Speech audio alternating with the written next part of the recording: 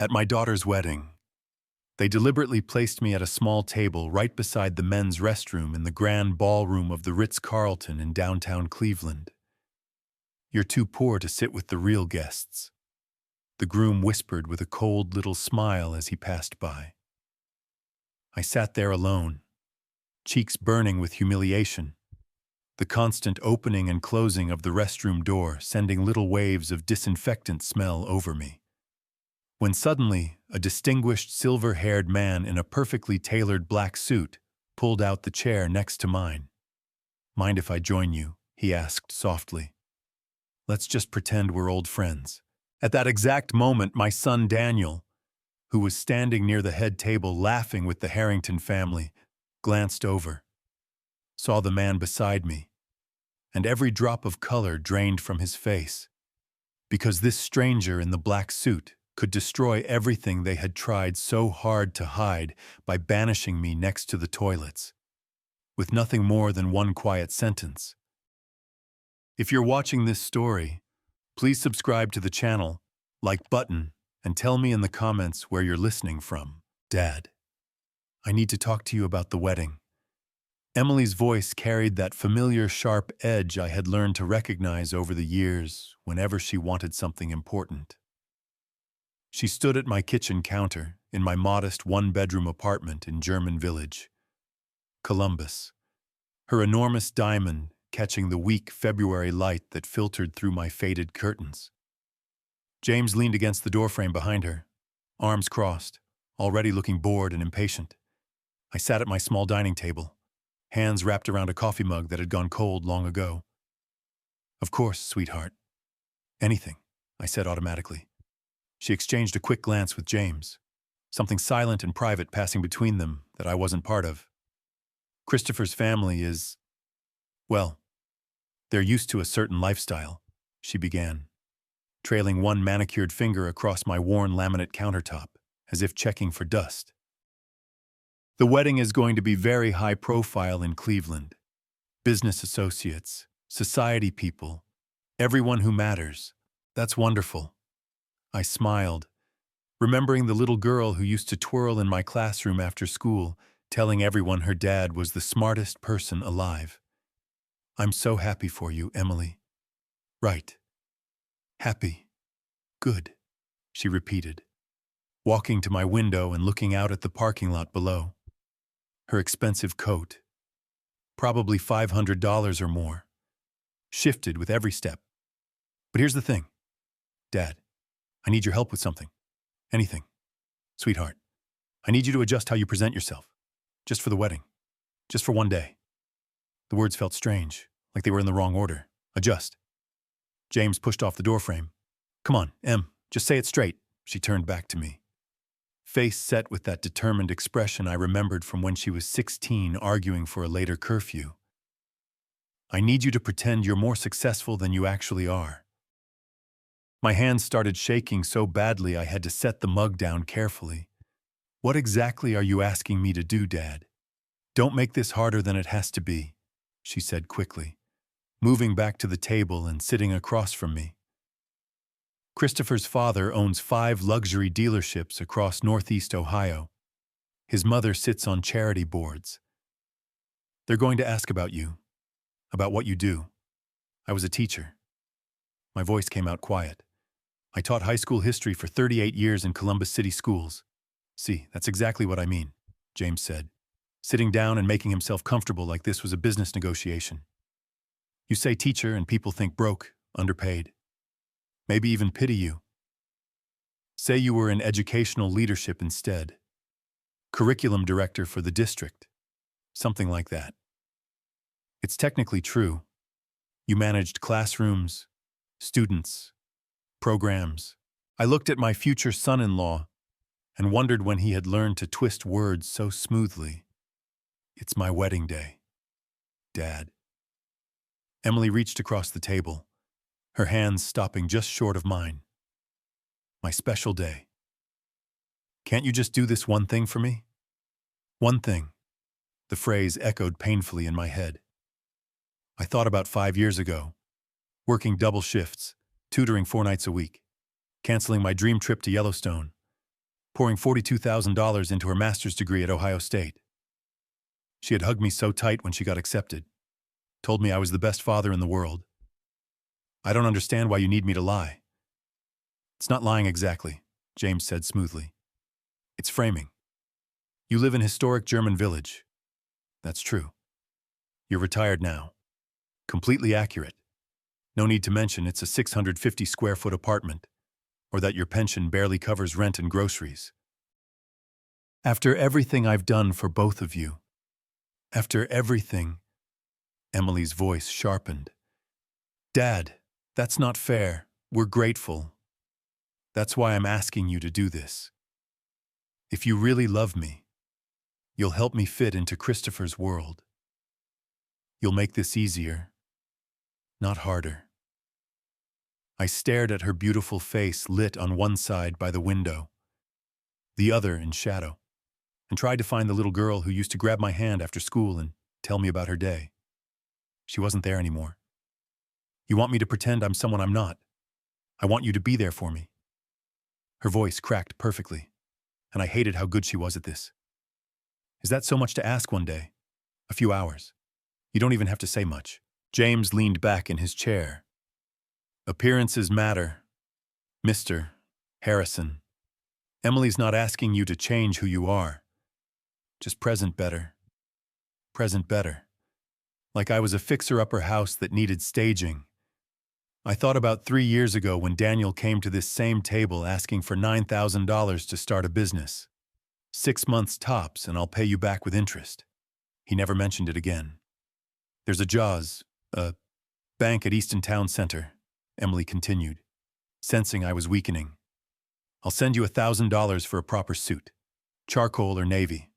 Nothing cheap-looking. And next week I want to bring Christopher by to meet you. We'll need to clean the apartment a bit. Maybe put away some of these. She gestured vaguely at my walls, lined with framed photos of her and Daniel growing up.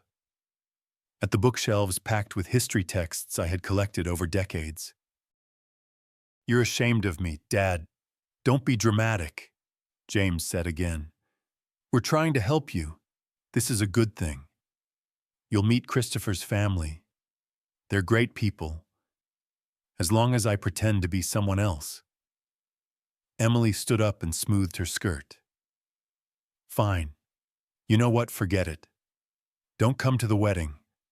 Stay here in your little apartment with your little life and I'll tell Christopher my father couldn't make it. The words hit like a physical blow.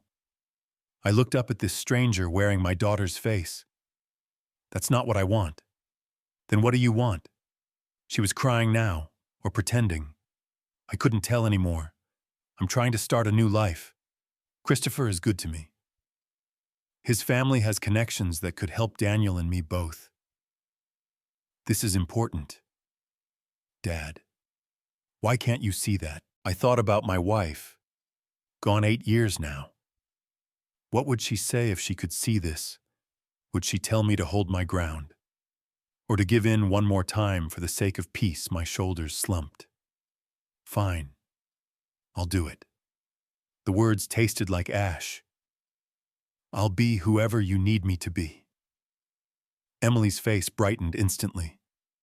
Tears vanishing as if they'd never existed. Thank you, Daddy. You won't regret this. It's going to be beautiful. She hugged me quickly.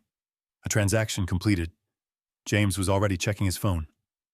I'll text you the details about meeting Christopher's parents, Emily said, heading for the door. Probably next week. And remember, educational leadership, comfortable retirement, German village. Keep it vague. Keep it positive. They left together. I heard James's new BMW start in the parking lot below. I walked to the window and watched them drive away in a car that probably cost more than I made in 2 years of teaching. The apartment felt emptier than it had ever felt before. I sat back down at the table. 3 coffee mugs sat there. Mine barely touched. Theirs drained dry. I stared at them for a long time, trying to understand how I had raised 2 people who looked at me and saw something that needed to be hidden. The light was fading by the time I could move again. I walked to my bookshelf and picked up the framed photo from Emily's college graduation. Her arm around my shoulders, both of us grinning. She had introduced me to her professors that day, told them I was the reason she made it through. My dad always believed in me, she had said proudly. I set it down and picked up another. Daniel at his wedding 5 years ago. I had taken out a $15,000 personal loan at 9% interest because he said his future in-laws expected a certain standard. The loan took me 2.5 years to pay off on my teacher's salary. I moved to my desk, opened my laptop, and logged into my bank account. The numbers stared back in cold blue: checking account 4,200, savings 16,800. That savings was my entire safety net, built over 8 years of careful retirement living. My pension came in at $2,900 a month. Rent took $1,500. Utilities, groceries, everything added up fast. $1,000 for a suit was more than a third of 1 month's income. I clicked through to the JOS, a bank website, looked at the rental options, charcoal or navy, nothing cheap looking. The irony wasn't lost on me. Spending money I didn't have to look like I had money I didn't have. My phone sat on the desk. I picked it up, opened messages, started typing to Emily. I've been thinking about what you asked. Deleted it. Started again. Can we talk about this more? Deleted that too. What would I say? That it hurt? She knew it hurt. That it was wrong. She didn't care. That I had spent my entire adult life teaching honesty and character, and now they wanted me to perform the opposite. I set the phone down. 8 years ago when my wife died, I had held Emily as she cried. She was 26 then. I don't know how to do this without Mom. She had whispered. I told her we would figure it out together, that I would always be there. I had meant it. The memories shifted. Emily at 14 coming home from school, hugging me in the kitchen of our old house in Bexley. Dad, can you come to my choir concert tomorrow? I want all my friends to meet you. I told them my dad is the best teacher in Columbus. I had gone, of course. Sat in the auditorium beaming with pride when she waved at me from the stage. When had that changed? When had I become someone she needed to hide? I pulled up a notepad on my computer and started typing Emily's instructions like a grocery list. Suit, JOS, A, bank, $1,000. Story, educational leadership professional. Clean apartment before Christopher visits. Keep details vague. German village. No specifics. The act of writing made it real. I was committing to the deception. My hands hovered over the keyboard. I thought about calling Emily back, telling her I had reconsidered, that I couldn't do this. But then what she had meant it. If I refused, I wouldn't be at the wedding. I would lose her completely. Was that worse than losing myself? I closed the laptop and walked to the living room. My apartment wasn't large, 650 square feet of modest living. The couch was old but clean. The curtains were faded but functional. The books on my shelves represented a lifetime of learning and teaching, of trying to open young minds. I had always been proud of this space. Now I saw it through Emily's eyes. Shabby, insufficient, embarrassing. I sat on the couch, let my head fall back against the cushions. Somewhere in my mind, James's voice echoed. 6 months tops and I'll pay you back with interest. That was 3 years ago. $9,000 I had transferred without hesitation because my son needed help. He had never paid back a cent, never even acknowledged the debt. And yet I was going to put on a costume and play pretend for their benefit. It's one day, I said aloud to the empty apartment. Just one day of pretending. I've done harder things. But even as I said it, I knew something had broken. Not suddenly, but a small crack in the foundation of how I understood my relationship with my children. They saw me as a problem to be managed. I picked up my phone again, opened the JOS, bank website, found the Easton location. They were open until 8 on weekdays. I added it to my calendar. Wednesday, 2 p.m. Suit fitting. My jaw tightened as I typed. Not anger yet. Something harder. A recognition that this wouldn't be the last compromise they would ask of me. Emily's wedding was just the beginning. Soon there would be Harrington family events, holidays where I would need to maintain the illusion, grandchildren who would be taught to see their grandfather through a lens of manufactured respectability. Unless I said no. But I wouldn't say no. That wasn't who I was. I was the father who gave, who sacrificed, who showed up even when it cost everything. I set the phone down on the coffee table and stared at my reflection in the dark television screen. Tired eyes that had seen too much, given too much, and somehow still had more to give.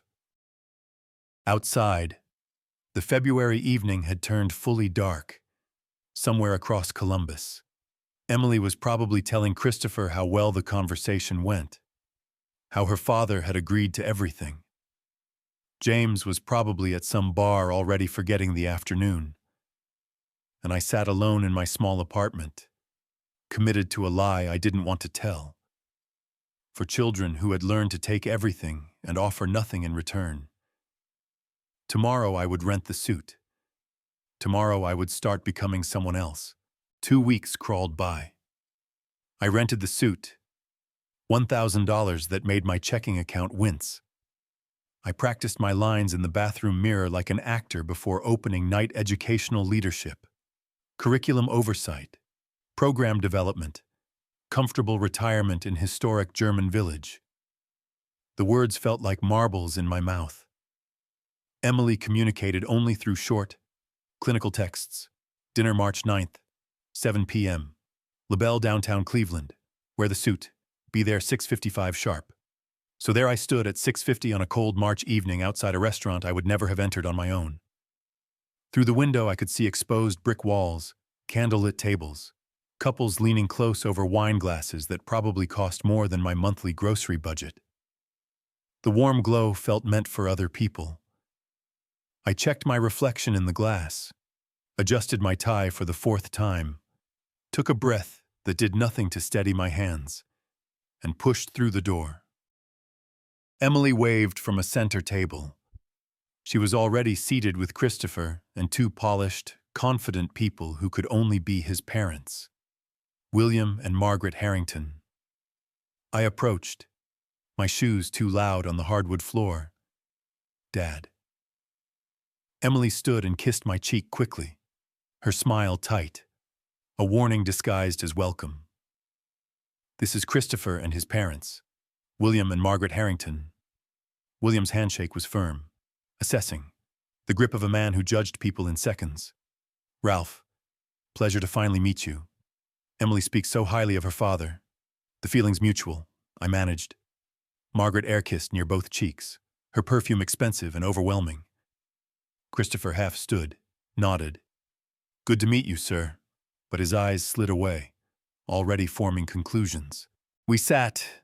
A server appeared with menus thick as textbooks. I scanned the prices. $65 to $95 per entree.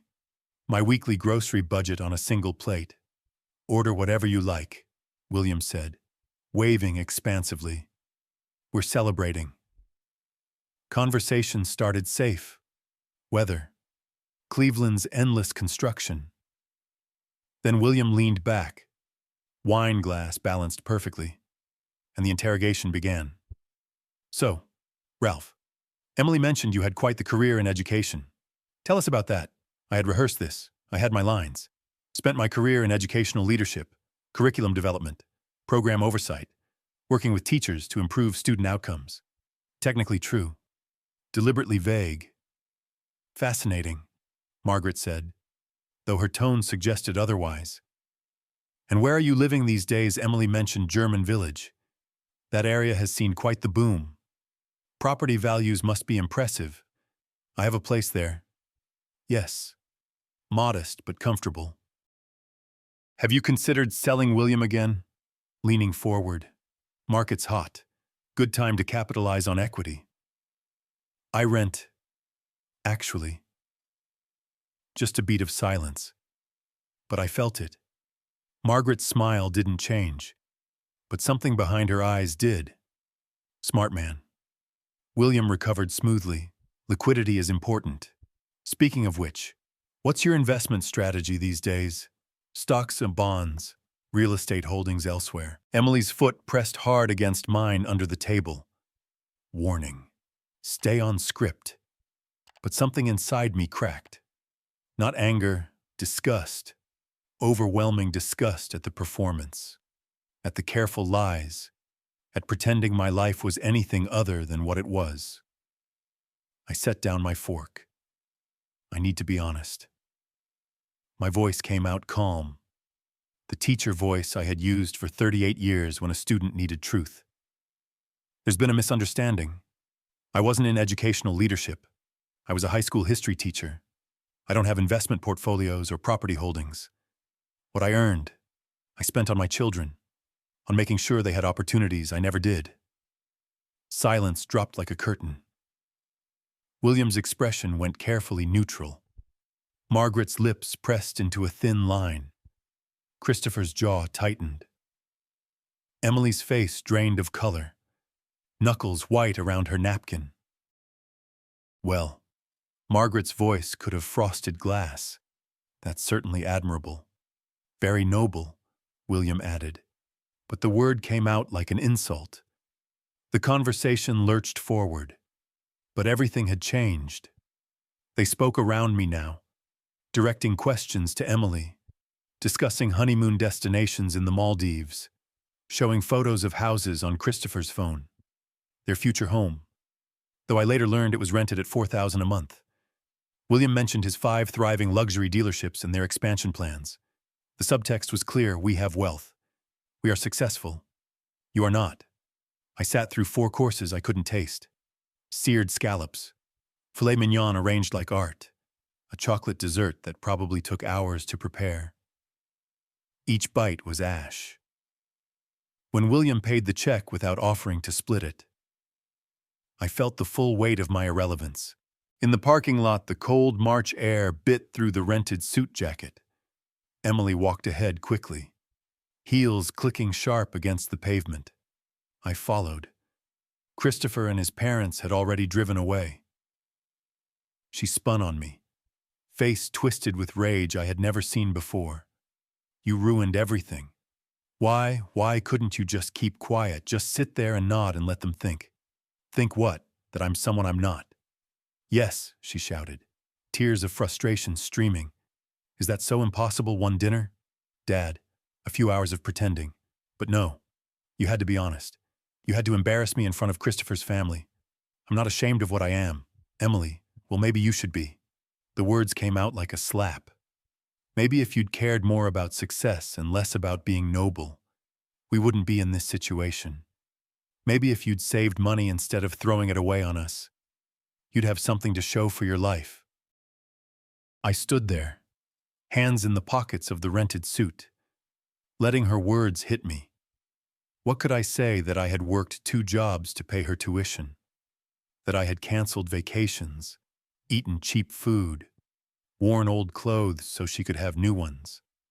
She knew all that. She just didn't care anymore. I'm sorry, I said quietly. I tried. Not hard enough. She wiped her eyes, smearing mascara. Just forget it. I need to go. She got into her new Audi, something German I didn't recognize, and drove away without looking back. I stood alone in the parking lot for a long time while other diners came and went, couples laughing, groups chatting. No one noticed the old man in the rented suit standing perfectly still while his world collapsed. At home, I hung the suit carefully. $1,000. I would need the deposit back. I sat in the dark, still wearing the white dress shirt, and waited. My phone rang at 10:30. Daniel. Emily called me. His voice was cold, distant.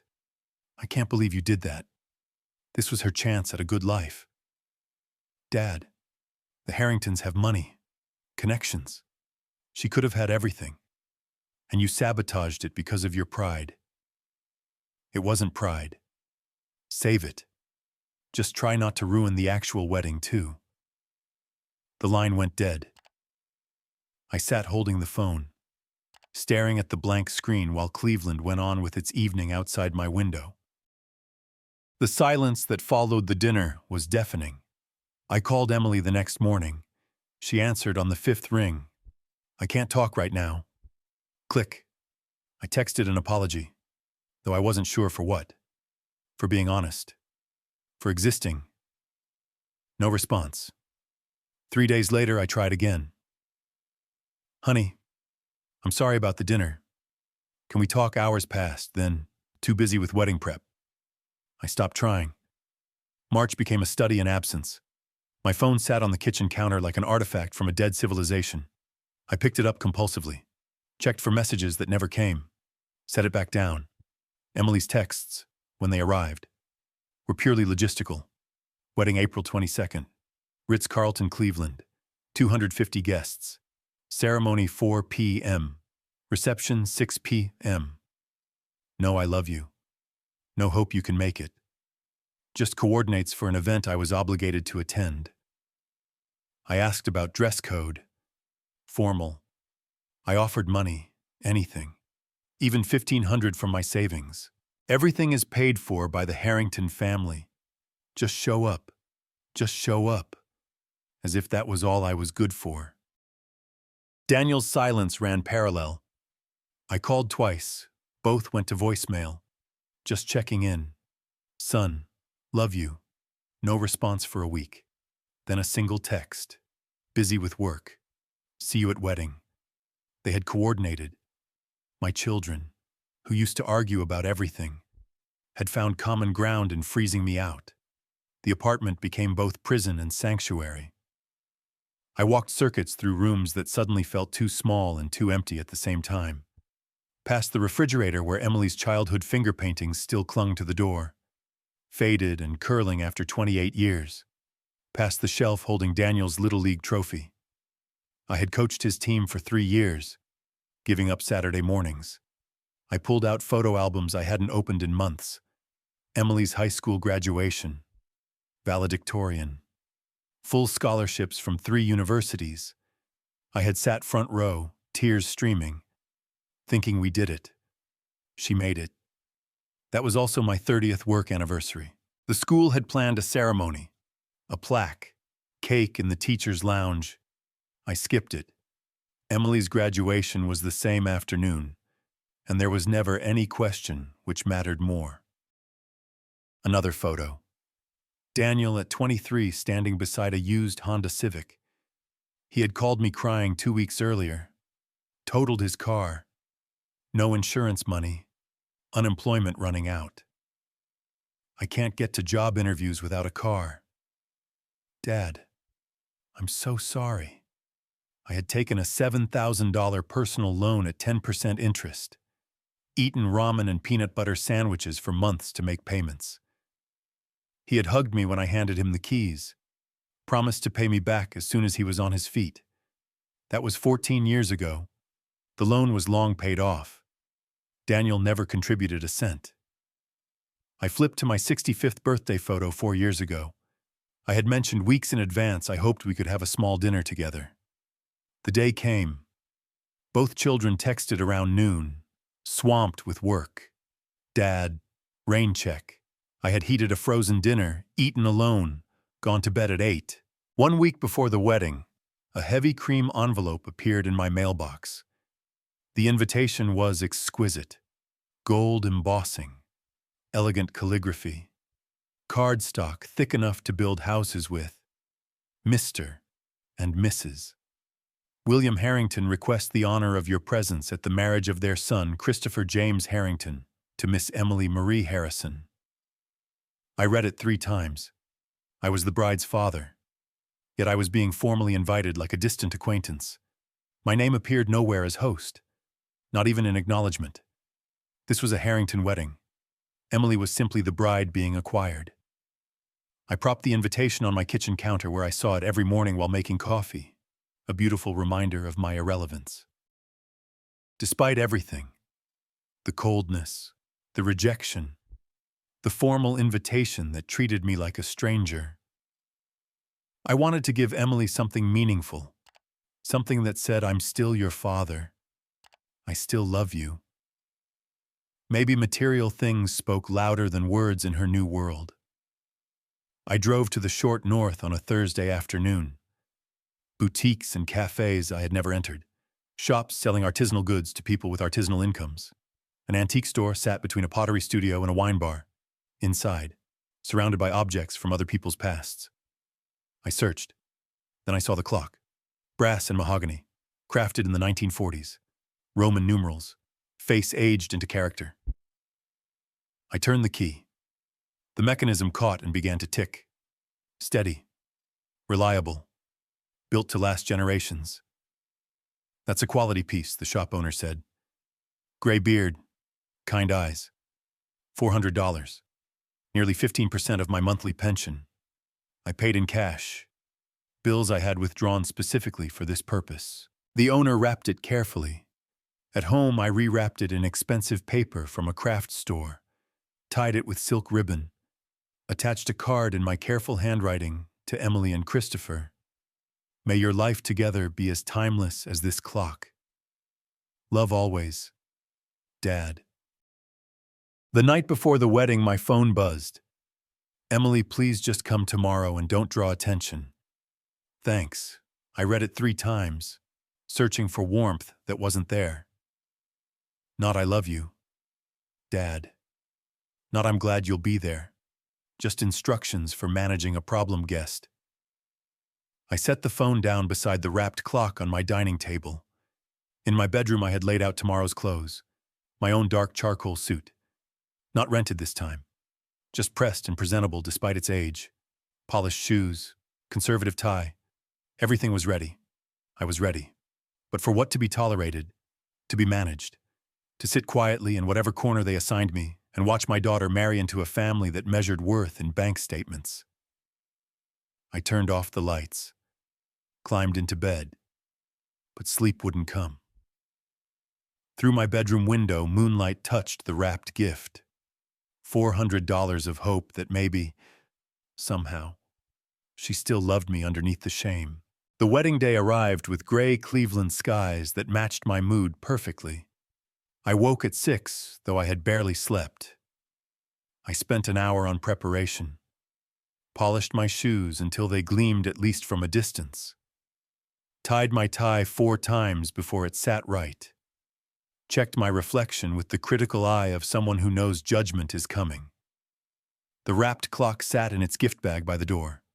$400 of hope. I drove downtown, parked in the Ritz-Carlton garage for $35 I couldn't quite afford, but would pay anyway. The elevator rose to the event floor. The doors opened onto opulence I had only seen in magazines. White orchids in crystal vases, chandeliers catching light like frozen waterfalls. Champagne flowing on silver trays carried by servers in crisp uniforms. 250 guests in designer clothes moved through the space with the casual confidence of people who belonged. Near the ballroom entrance stood an ornate seating chart. Gilded frame. Elegant calligraphy. I approached, running my finger down the list. Harrison. Ralph. Table 21. My stomach dropped. Through the open ballroom doors, I could see table 21 in the far back corner, less than 10 feet from the restroom doors, poorly lit compared to the front tables bathed in chandelier glow. Tables 1 through 6 near the head table were clearly reserved for family and VIPs. I could read the place cards from here. Table 5 listed Daniel and Sarah Harrison. My own son sat 16 tables closer to his sister than I did. I walked through the ballroom weaving between tables already set with crystal and gold-rimmed china. Nobody acknowledged me. Guests clustered in groups, laughing, raising champagne flutes. I was invisible, a background figure in someone else's celebration. At table 21, I found my place card. Mr. Ralph Harrison, in inelegant script. The other names meant nothing. Distant Harrington acquaintances. No family, no friends. I sat, placed the gift bag carefully under my chair, out of sight. What was the point of displaying a gesture no one would notice from my corner? I watched the room's dynamics. The head table sparkled with attention. William and Margaret Harrington held court near the bar, surrounded by admirers. Christopher moved through the crowd in his designer tuxedo, shaking hands, accepting congratulations. Daniel stood with a champagne flute, laughing at something William said, clinking glasses like old friends. Emily appeared in her white pre-ceremony dress, hair in elaborate waves, makeup flawless. She moved from group to group, accepting hugs, glowing with joy. Our eyes met once across the 40 feet separating us. She looked away quickly. Neither of my children approached to greet me. Servers passed my table, periodically heading to or from the restrooms. Some glanced at me with mild curiosity. Who is this older man sitting alone in the corner before continuing? I kept my eyes down, trying to occupy as little space as possible. Christopher appeared during cocktail hour holding champagne, his smile calculated and cold. Ralph. He gestured at my table. Hope the location works for you. I looked up at him. Table 21. Quite far from the family tables. Well, we had to arrange seating by... He paused, selecting words carefully. By status. I mean by how well guests know each other. You mean because of my financial situation? Because I'm poor? His laugh was nervous, sharp. Let's say our guests are accustomed to certain conversational levels. Investments, business ventures, that sort of thing. He leaned in slightly. You said it yourself at dinner. You're a simple teacher. I'm Emily's father. Right. He was already stepping back, already dismissing me. Just enjoy the celebration. Try not to upset Emily. Okay. He walked away before I could respond. I sat alone, glass of water in hand. I hadn't touched the champagne, couldn't risk appearing unprofessional. Even now. Daniel glanced my direction once from across the room. Our eyes met. He looked away, took a drink, continued his conversation with William Harrington. Sarah chatted animatedly with Margaret near the head table. Even she had been absorbed into the Harrington circle while I sat in exile. A server refilled my water glass. Can I get you anything else? Sir, no, thank you. This is fine. She smiled kindly. Let me know if you need anything. It's a beautiful wedding. Yes, beautiful. She moved on, and I realized that was my warmest interaction of the evening. 2 guests passed my table heading to the restrooms, their conversation carrying back to me. Who's that man sitting alone back there? Not sure. Maybe a distant relative. Poor soul looks lonely. They didn't know I could hear them. Maybe they didn't care. I looked at my hands on the table. Weathered. Veined. The hands of a 68-year-old man who had spent his life giving everything to children who had grown into strangers. $400 for a clock they would probably never wind. $42,000 for graduate school Emily never mentioned anymore. $1,000 for a rented suit so I could pretend at a dinner that ended in humiliation. How much did it cost to be worth a decent seat at your own daughter's wedding? More than I would ever have. The ballroom began to fill as the ceremony approached. Guests moved to their assigned tables. Table 21 remained mostly empty except for me. Then I heard a chair scrape beside me. Someone was sitting down. I looked up expecting another stranger assigned to my exile. Instead, I saw a distinguished gentleman approximately my age settling into the adjacent chair. Expensive black suit, kind eyes. A warm smile that seemed genuine in a room full of calculated expressions. This seat taken, he asked. Mind if I pretend we're old friends? This corner looks too lonely for a celebration. I stared, startled. Throughout the entire evening, no one had voluntarily approached me. Sure, I gestured at the empty chair. Though I should warn you, this isn't exactly the prestigious section. He settled in, placed his glass on the table. expensive whiskey, not champagne. His suit whispered wealth rather than shouted it. Something about his face seemed familiar. Have we met? He studied me closely. You look familiar? I looked harder. The shape of his face, the way his eyes crinkled, the cadence of his voice. Recognition hit like lightning. David Mitchell, Ohio State. Senior year roommates. His face lit up. Ralph Harrison. I can't believe it, 25 years. We stood and embraced. A real hug between old friends. Not the air-kiss politeness I had watched all evening. Several guests glanced over, curious about the emotional display at table 21. We sat back down, and I felt genuine warmth for the first time since arriving. You look good, friend, David said. Still have that teacher energy about you. Still teaching retired now? I managed to smile. You clearly did far better than I did. David waved off the compliment, but his watch and suit told the story his modesty wouldn't. Then his expression shifted as he looked around the ballroom.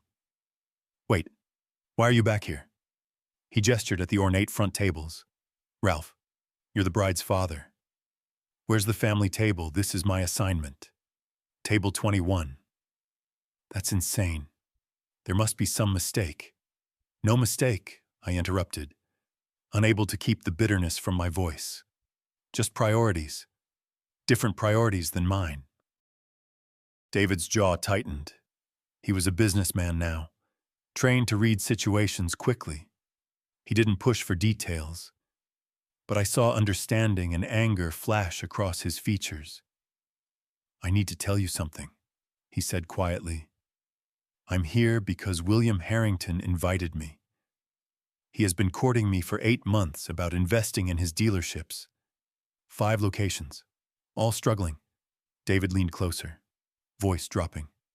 He's leveraged beyond reason. Bank debt over $400,000. Needs at least $300,000 in fresh capital to survive the next year. I absorbed this slowly. Does he know you're undecided? He knows I'm evaluating. David's eyes scanned the room again.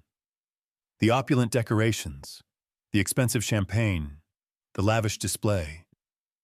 Tonight was supposed to impress me, show stable family values, business acumen. He paused, gaze returning to our isolated corner. Seating the bride's father by the restroom doesn't exactly convey family values. Across the ballroom, I noticed Daniel moving. He had been near the bar, but now he was edging closer to our table. Face pale, drink forgotten in his hand. Entire focus on our conversation. Your son David followed my gaze. Yes, Daniel.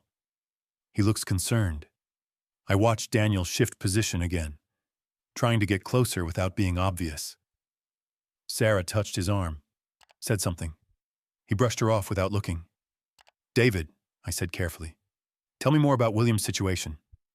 What exactly would your investment involve? David studied me, curious about my sudden interest. Full partnership, restructuring operations, family involvement in the turnaround. He paused. Why just curious about my daughter's new family? I kept my tone casual. I like to know where she'll be living her life. David didn't quite believe that was my only reason. But he continued. William approached me 8 months ago. The dealerships have potential but are horribly managed. Expensive expansions without proper backing. Now he's months behind on loan payments. Vendors threatening to pull contracts. The whole operation is on the verge of collapse. And he needs your money to save it.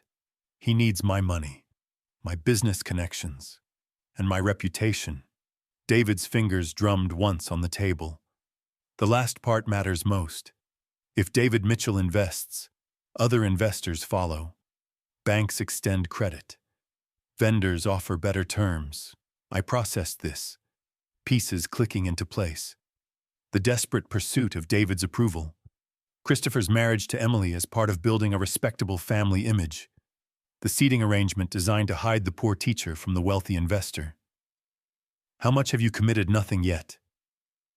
David's expression hardened. I've been avoiding it because something felt off. The numbers work on paper, But family businesses live or die on family dynamics. He glanced at Daniel, who had moved even closer, now about 20 feet away. And after seeing how they treat you tonight, I'm inclined to walk away entirely. Daniel must have heard that last part.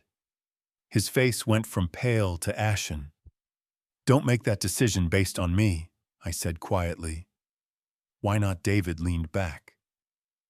You think I invest in people who disrespect loyalty, who hide their own family members? That tells me everything about their character. Ralph. From our right, Daniel had moved close enough that I could see the panic in his eyes. He recognized David Mitchell, Forbes covers, Cleveland Business Journal, Pacific Northwest venture capital legend, estimated net worth $60 million. And he was sitting at table 21, deep in conversation with the father they had dismissed. Your son definitely recognizes me, David observed with amusement. He manages one of the dealerships. He'd know who you are. Does he know we're friends? He does now. David turned his attention back to me. So tell me, old friend, how did you end up with a daughter marrying into this particular family? I gave him the full story. Emily's engagement, the pressure to pretend, the dinner disaster, the weeks of silence leading to this wedding where I had been assigned to the corner like damaged goods. David listened without interrupting, expression growing darker. And you came anyway. She's my daughter. Even after they put you here. Even after. David was quiet for a moment, eyes distant. Then he focused on me again. Ralph, let me explain exactly what William proposed. Full partnership would mean restructuring everything. I'd have decision-making authority over operations, hiring, family roles in the company. He paused meaningfully, including whether certain family members remain involved at all. I understood what he wasn't saying. You'd have leverage, considerable leverage. The ceremony music began, soft strings from hidden speakers. Guests moved to their seats. Daniel stood frozen 30 feet away, calculating whether to intervene. David raised his whiskey glass slightly. To old friends who show up even when they're not wanted. I lifted my water glass. To old friends who sit in the corner when they could sit anywhere. We touched glasses. Across the ballroom I saw Daniel finally moving, not toward us, but toward Christopher near the ceremony entrance. They spoke urgently, Christopher's eyes snapping toward table 21. I think we've been noticed, David said mildly. I think you're right. The music swelled. The ceremony was beginning. But for me, something else was beginning too. The recognition that I wasn't as powerless as they had assumed. I had David's ear. David had leverage, and the Harrington family desperately needed David's approval. The father they had hidden by the restrooms had just become the most important person in the room. Daniel didn't walk across the ballroom. He ran. His movement caught attention. A groomsman abandoning his post, weaving between tables with urgent purpose. I watched from table 21 as he found Christopher near the ceremony entrance, grabbed his arm, pulled him aside. Even from 40 feet away, I could see Daniel's lips moving rapidly, hand gesturing back toward our table. Christopher's face drained of color. Your son seems distressed, David observed mildly. He just figured out who you are. Ah, David took a sip of whiskey and realized his family seated you here as a deliberate insult. Something like that. Emily joined them, white dress rustling as Daniel pulled her into their urgent huddle. Christopher spoke rapidly, gesturing. Emily's confusion shifted to horror as understanding dawned. All three looked toward table 21. Here comes the cavalry, David said. But it wasn't my children who arrived first. William Harrington approached with his business smile firmly in place, confident stride carrying him across the ballroom. He had one hand extended toward David before he noticed exactly who David was sitting with. His steps faltered. The smile stayed fixed, but his eyes widened. David, so glad you could make it. He recovered smoothly, continuing forward. But why are you sitting back here instead of at... He trailed off, looking at me with barely concealed dismay. You two know each other. David stood, shook William's hand with less warmth than politeness required. Know each other, William. Ralph and I are best friends. Have been for nearly 40 years. College roommates.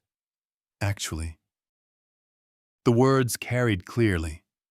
Nearby guests turned to look. William laughed nervously. How wonderful. I had no idea you and Ralph were that you. He couldn't finish the sentence. That we were close. David's tone had an edge. Very close. He's one of the most honest, principled people I've ever met. Christopher and Emily arrived at that moment, faces showing forced joy mixed with barely concealed panic. Dad! Emily's voice was too bright, too high. Mr. Mitchell, I had no idea you two knew each other. I looked at my daughter. You never asked about my life. Emily, you assumed poor teachers don't have successful friends. That's not fair. Fair, I kept my voice level. Would you like to discuss fair, starting with table placement? Christopher tried to intervene. Sir, this is all a misunderstanding. The seating wasn't meant to. What I met his eyes directly. Humiliate me. Exclude me. You said it yourself earlier. I'm too poor for proper conversation with your guests. I never said exactly. You said exactly that. David heard the whole story. David shifted his chair slightly closer to mine. A physical declaration of alliance that everyone noticed. His expression had hardened. Ralph explained the situation. The table by the restroom. Your comments about his poverty making him unsuitable for proper guest interaction. The systematic exclusion from his own daughter's wedding. William's panic was becoming visible. David, please. I'm sure there's been a misunderstanding. David stood, and his voice carried across multiple tables. William, I'm afraid I need to reconsider our upcoming business meetings. A man who doesn't respect his future daughter-in-law's father is unlikely to be a reliable business partner. Family values matter significantly in my investment decisions. The atmosphere shifted instantly. Conversations at surrounding tables stopped mid-sentence. Heads turned. William's face went from pale to gray. David. No. Please. This was a mistake. A seating error. Nothing more. Mistakes reveal character. David's tone was ice. I'll be in touch about my decision. Christopher jumped in. Voice tight. Mr. Mitchell. My father has been working toward this partnership for months. You can't make a decision based on a wedding seating chart. I can make decisions based on whatever criteria I choose. David looked at Christopher with the same cold assessment he would give a failing business proposal. And I choose to invest in families that value loyalty, respect, and integrity. Emily touched my arm. I looked down at her hand, then up at her face. She pulled back as if burned. Dad, please, she whispered. Can we talk about this privately? We'll talk later. Emily, maybe. More guests had noticed the confrontation. I could hear whispers spreading outward like ripples. That's David Mitchell. Who's the older man? I think he's the bride's father. Why would they seat the bride's father there if he knows David Mitchell? Margaret Harrington appeared at her husband's elbow. Confusion evident. William, what's happening? David is reconsidering the investment, William said through clenched teeth, because of seating arrangements. Her voice rose slightly. That's absurd. That's business. David sat back down beside me, effectively dismissing them all. Now, if you'll excuse us, Ralph and I have 40 years to catch up on. The ceremony began shortly after. Emily and Christopher exchanged vows, but the joy had evaporated. William kept glancing back at table 21, where David and I sat talking animatedly, laughing at shared memories, displaying obvious decades-long friendship. During dinner, other guests began asking questions, leaning toward companions, gesturing subtly toward our table, receiving whispered explanations. The social currency of the room had shifted. Suddenly, the man by the restroom was the most interesting person present. The Harringtons attempted multiple approaches throughout the evening. Each time David and I were engrossed in conversation, reminiscing about college, discussing David's ventures, comparing notes on the decades that had passed. We weren't deliberately shutting them out. We simply had more interesting things to discuss than their crisis. My children stayed away. Daniel stood near the bar watching us with visible anxiety. Emily sat at the head table beside Christopher, smile brittle, eyes darting repeatedly to table 21. Sarah kept trying to talk to Daniel, who barely acknowledged her. Near the end of the evening, as guests began departing, David and I stood to leave together. We had been talking for hours, and I had felt more respected, more valued in those hours than I had in years with my own family. Emily approached one final time. "Dad, please, we need to talk. We'll talk later." "Emily, maybe. When you understand what you did." I looked past her to Christopher, to Daniel standing nearby. "All of you." David placed his hand briefly on my shoulder, a gesture of solidarity several departing guests noticed. "Ready? Ralph." We walked toward the ballroom exit together. At the doorway, David pulled a business card from his wallet, wrote something on the back, handed it to me. "My personal cell. Call me tomorrow. We should talk more." Daniel saw the exchange, eyes tracking the card from David's hand to my pocket.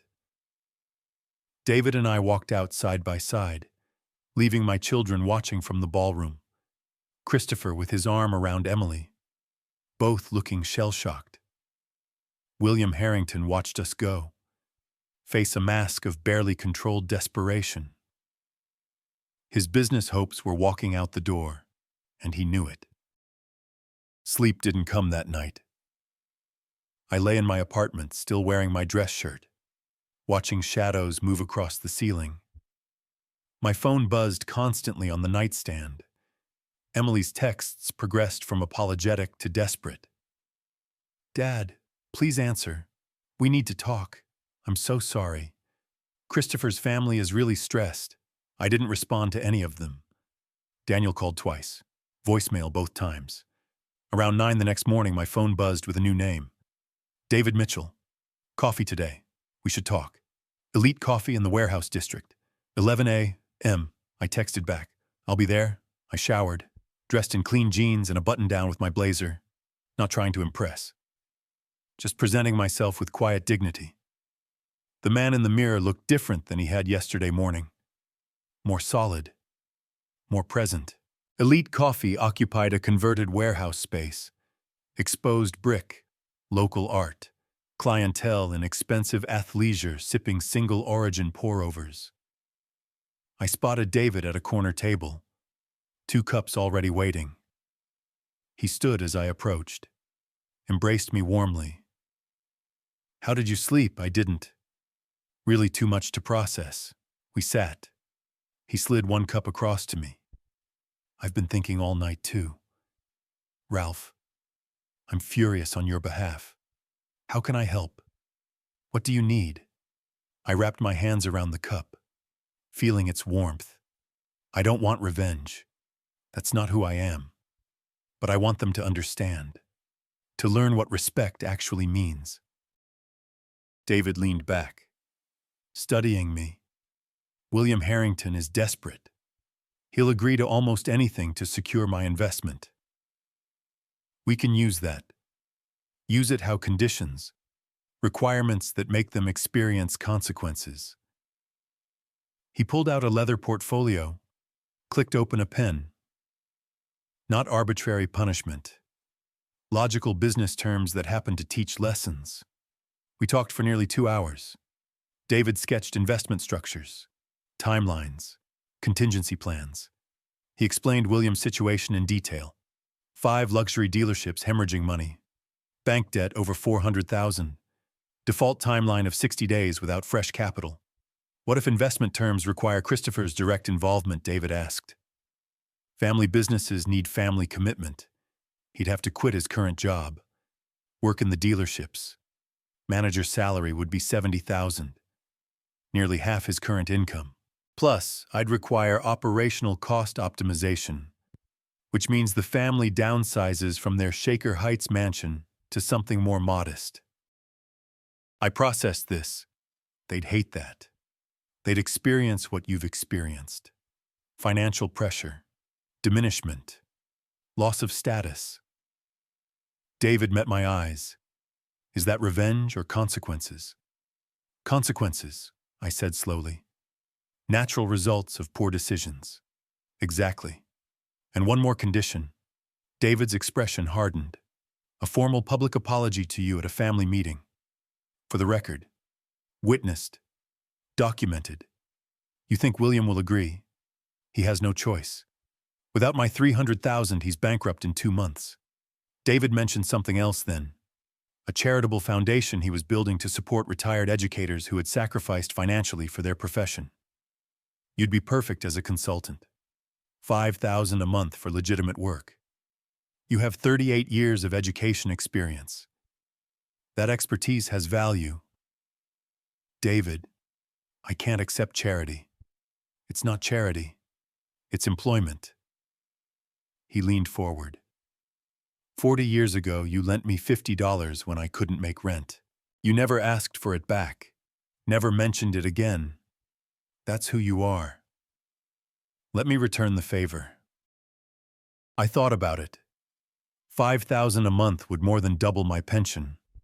More importantly, it would demonstrate to my children that their father had value they had never acknowledged. All right, I said.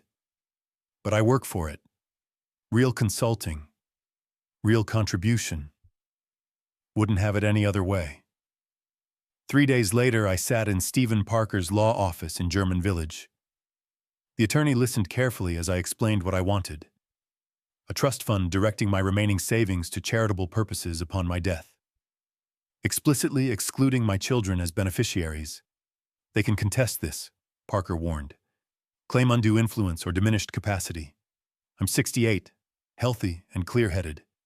Document my reasoning thoroughly. They've treated me as an ATM for decades. No more. Parker took notes. This will hurt them when they eventually learn about it. That's the point. I wrote a check for $3,500, nearly 20% of my remaining savings. My hand was steady.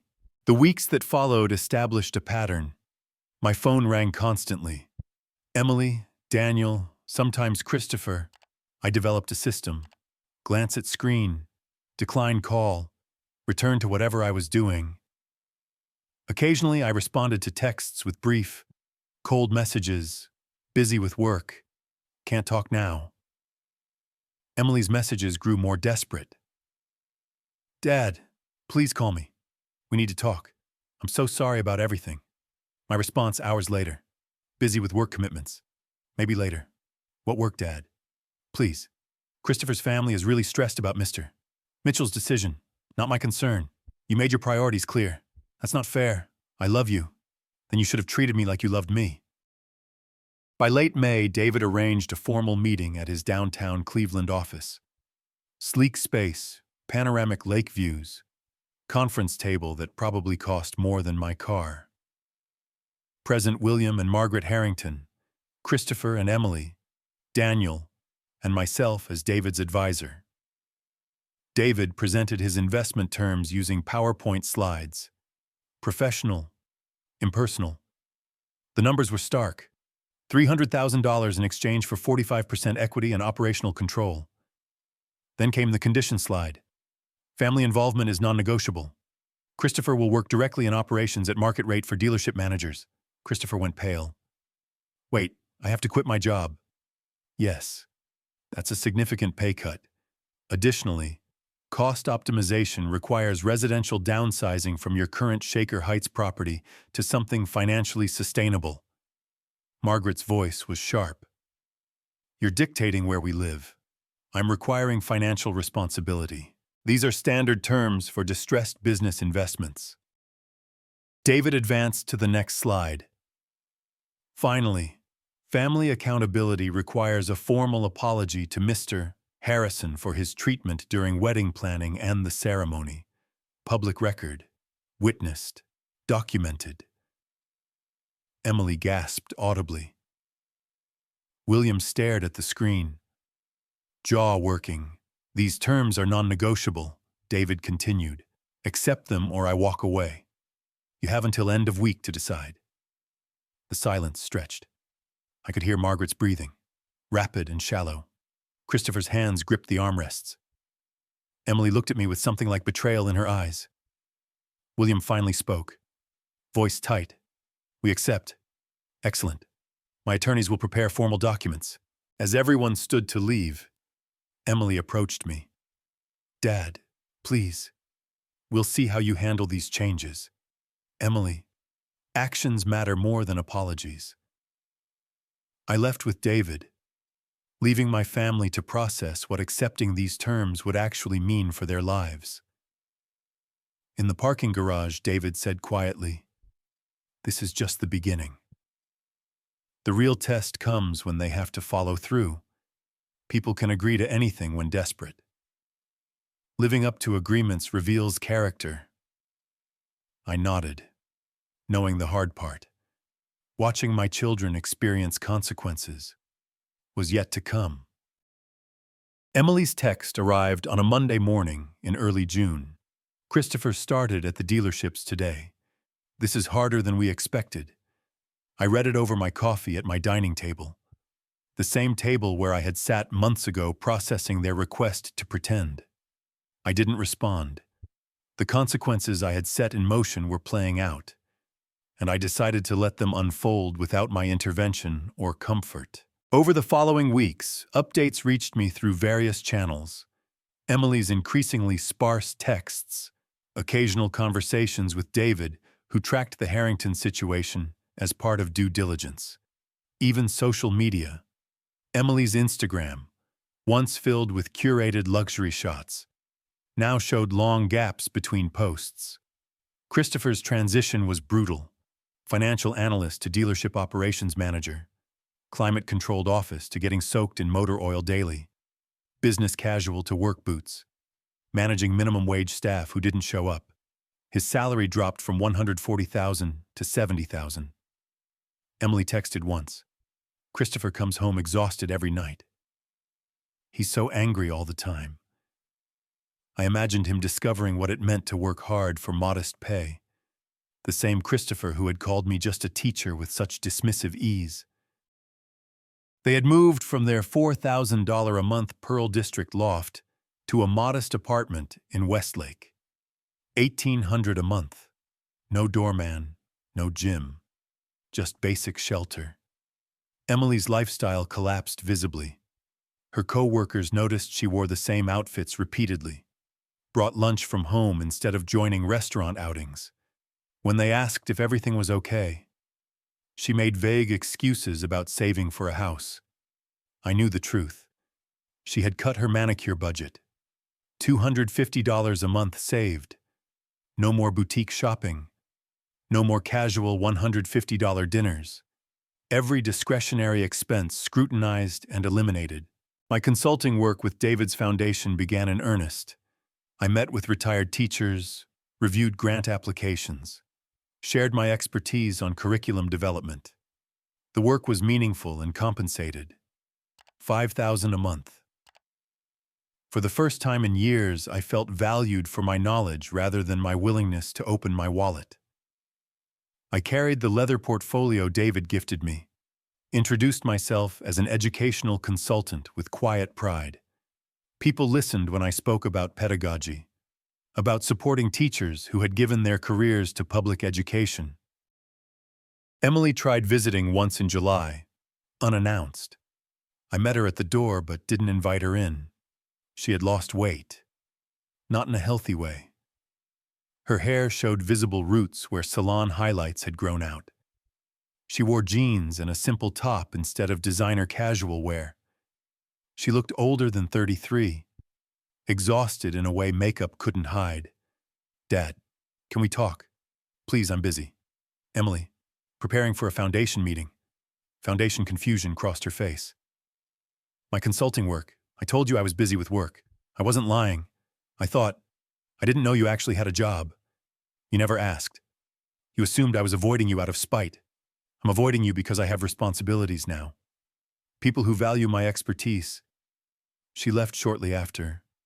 I watched from my window as she got into her car. Not the new model she had driven at the wedding. Something older and more practical now. David updated me periodically on the Harrington situation. Margaret was quietly selling jewelry through consignment shops, trying to maintain appearances while bleeding money.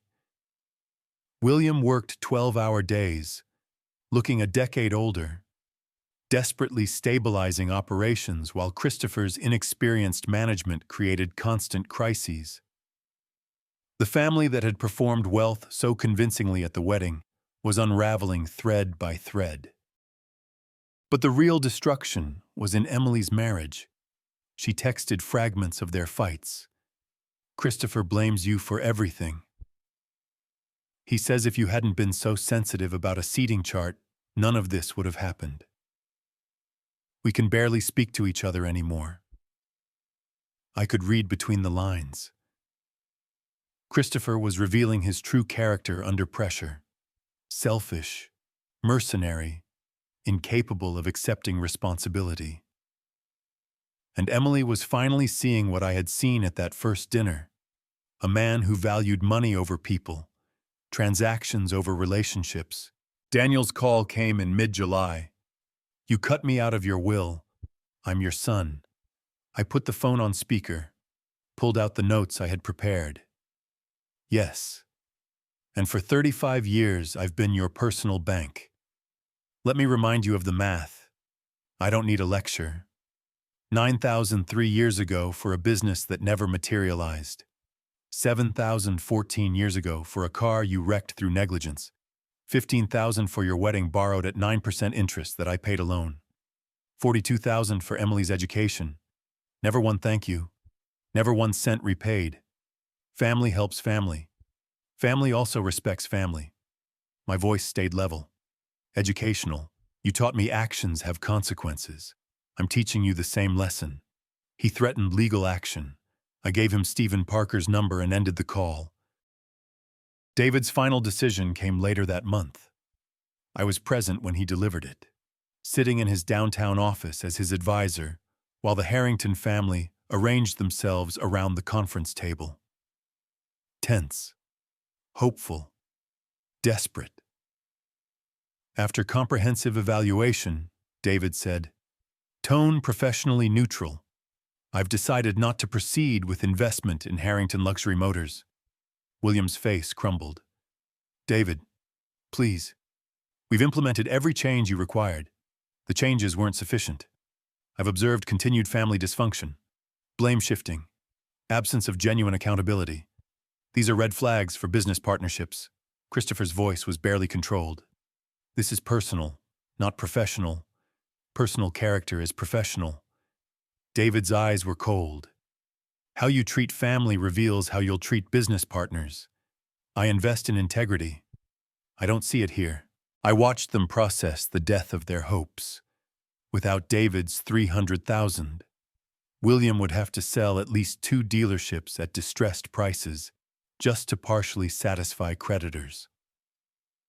The empire he had spent decades building was finished. Later, Emily told me what Christopher said when they got home. "This is because of your father. If you hadn't been so attached to him, David would have invested. Even in failure, he couldn't accept responsibility. He blamed her, blamed me, blamed everyone but himself."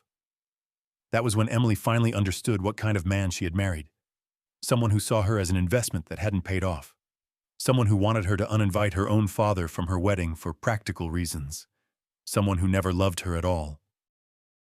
Late August arrived with warm afternoons and hints of autumn. Emily stood in my hallway wearing jeans and a plain t-shirt. No makeup. Hair in a simple ponytail. She carried the antique clock I had given her at the wedding, now unwrapped. "Hi, Dad. Thank you for seeing me." We sat at my dining table.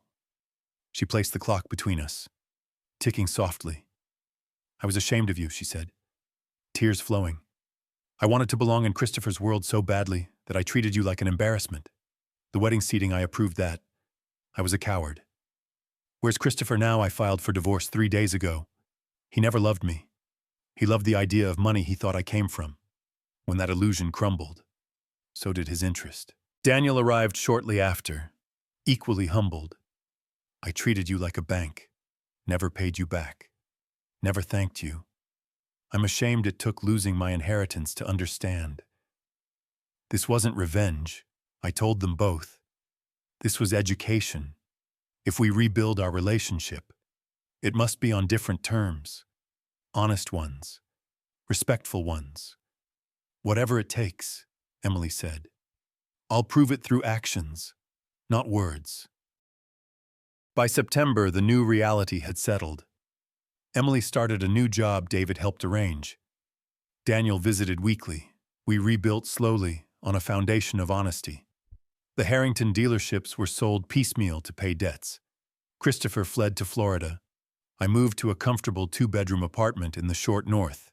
Safe, paid for by my foundation's salary. One evening, David and I sat on my balcony watching the sunset over the skyline.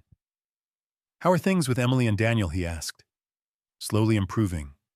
Different than before, but better. More honest." My phone buzzed. "Emily, first day at the new job. Thank you for everything." "Dad, then Daniel need anything for Sunday dinner?" I typed back. "Just bring yourselves." For the first time in years, I felt complete peace. Not because everything was perfect, but because my relationships were finally real. My children had learned that dignity cannot be purchased, that respect has to be earned. They had learned it the hard way, but they had learned. And I had learned that standing up for yourself is never the wrong choice. This was justice, the quiet satisfaction of being valued for who I was. Some lessons take decades to teach, but in the end, my children discovered who their father really was, and I discovered I never needed their approval to know my own worth. If you like this story, please like this video, subscribe to the channel, and share your impressions of this story in the comments.